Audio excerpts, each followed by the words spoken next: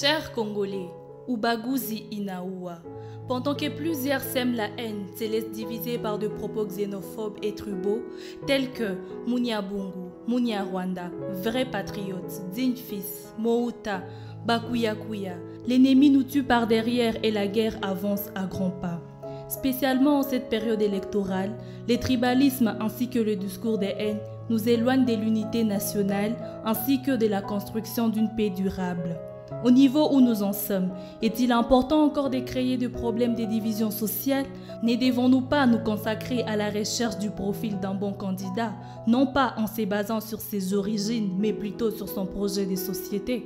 Celui qui te rend pauvre, toi peuple, et qui utilise ton argent qu'il a rendu riche pour acheter ta voix, te rend complice de ton malheur. Le peuple n'a pas besoin de la nationalité de la femme, de l'enfant ou d'un membre de la famille d'un candidat. La seule préoccupation, c'est vos projets sur le changement du pays. Congo ni jamaa, Congo ni yetu shiebote. Shiebote tuko na carte d'électeur moya. Na ndio maana inafaa tufungule akili na tuchagule mtu wa projet yake inasema avant personnalité yake. Pouvoir du peuple par le peuple et pour le peuple, ça ne s'éprouve et s'exerce que par les élections. Et dans cette période de processus électoral, méfions-nous de ce message qui tâche de nous diviser. Du moment qu'on s'appelle de personnes civilisées, la haine et la pauvreté ne doivent pas nous caractériser, mais la compréhension de nos diversités comme la grande source de notre richesse, et c'est là dans tout le temps. N'oublions pas que l'humanité se développe par le mode diversifié des sociétés et des civilisations. Autant donc de nos têtes, nos identités tribales, provinciales, afin de faire place à l'identité nationale. Car en promouvant ce qui nous sépare, on fait la place à l'ennemi. Rappelons-nous qu'on est plus fort en étant unis.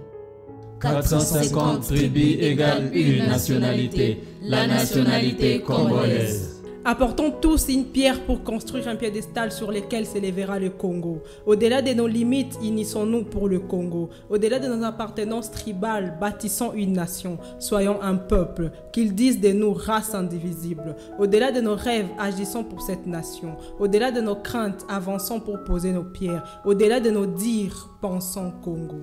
Préserver la démocratie, c'est aussi respecter la vie privée des autres.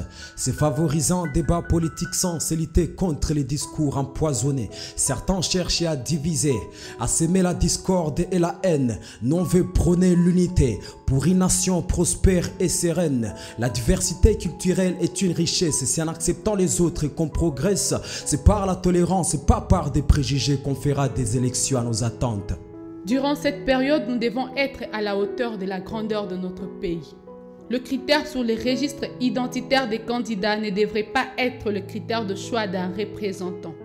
La manipulation politique pourrait nous conduire à des violences et des conflits dont nous, peuples, serons les seules victimes. La haine nous divise.